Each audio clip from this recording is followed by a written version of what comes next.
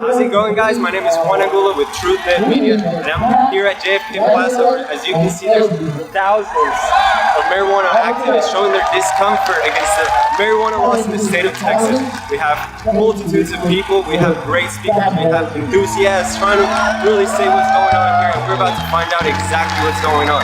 Come on and follow me. We are proud individuals living for the city, but the flames couldn't go. Make way!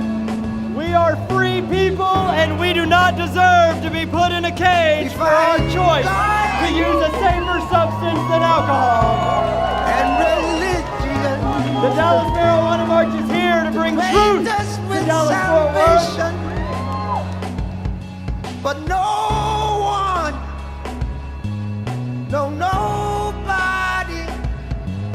can give you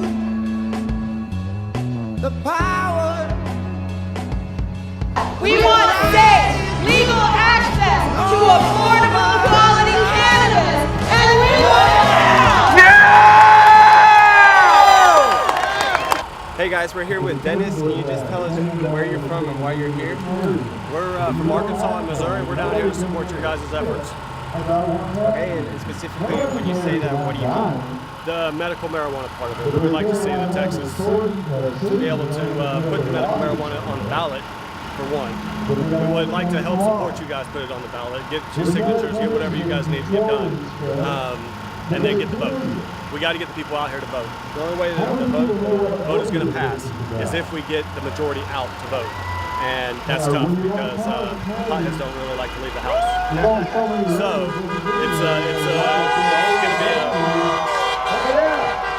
it's going to be a continuing effort no matter what. We got a year and a half to figure out how we're going to do it, and we just got to work as a group to get it done.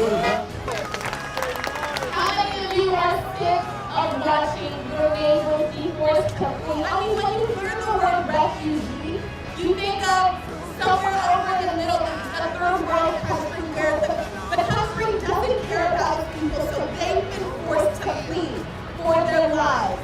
So why are our neighbors being called refugees here today in 2015? Does that make any fucking sense?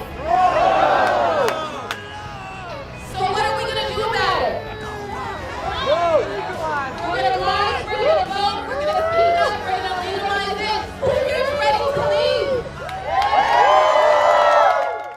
Hey guys, we're here with Charlo, and my understanding is that you've come all the way from Alaska. How come? Because it's important that we have as much support as possible to get marijuana reform, to make it a possibility here in Texas. How is the law different in Alaska? Well, up until November 4th of 2014, just last year, marijuana was illegal for adults to use unless we had a medical marijuana recommendation. So when I decided to walk away from my journalism career and said, fuck it, I went on live TV, I hit the pavement running. We had about a month's time to register as many people to vote, to educate as many people as possible about the true harm of marijuana prohibition and the benefits of medical marijuana especially. So all of our efforts paid off with the passage of ballot measure 2, which legalized adult usage.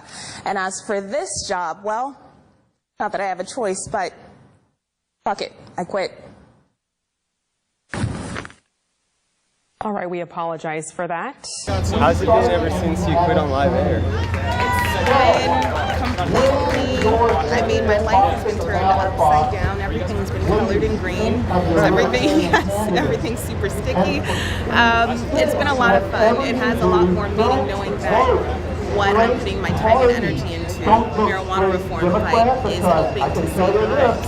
When you meet the countless patients, I mean, there are children with seizure disorders, there are also grandparents, everyone, every age range affected, whether it's cancer or different disorders. There are a number of illnesses that can be helped with medical marijuana. So that's Obviously, Alaska is pretty far away. Is there something special about the DFW that you had to come all the way down here? Yes, I got my degree from the University of Texas at Arlington. Yes, absolutely. So this is my home away from home. I have family and friends that have been affected by marijuana prohibition, so I'm coming down here to fight for them.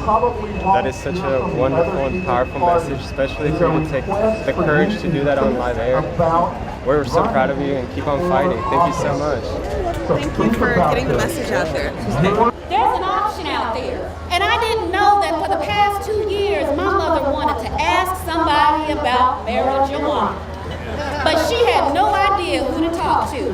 And she called me Dre, she screamed down the hall. Remember you were telling me about that stuff? I said, what stuff? I don't do anything. What stuff? She said that green stuff.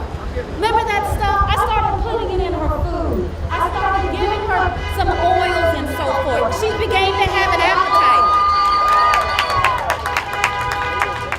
She began to have an appetite, and I saw the change. I didn't have to physically use the rest of the day of my entire life to go take her to get blood transfusion because she's losing her blood.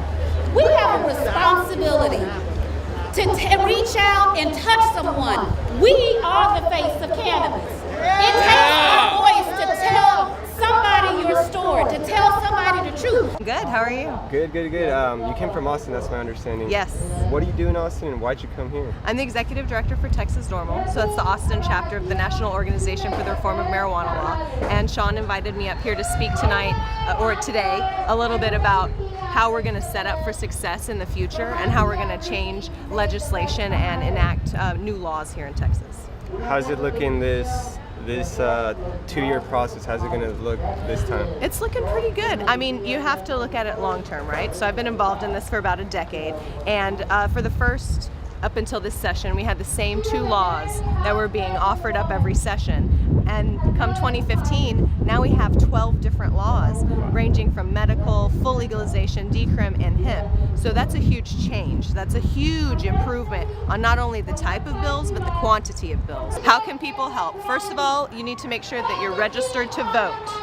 Then you need to be engaged in the process of the election process, primary and general elections. And lastly, you need to make sure that you connect with your legislator so that they know how their constituents feel. And when you show that you are a voter, you have extra weight with them. Overfeel.